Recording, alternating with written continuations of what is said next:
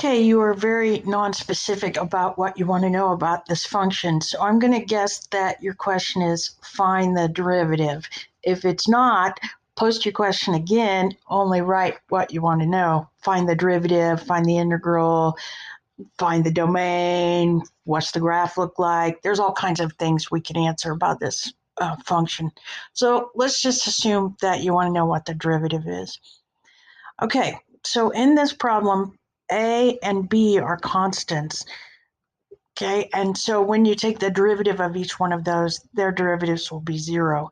So I'm just going to go ahead and use the quotient rule on it. And then I'm going to, I'll just do that. Okay, here we go. It's the bottom times the derivative of the top, but b is a constant.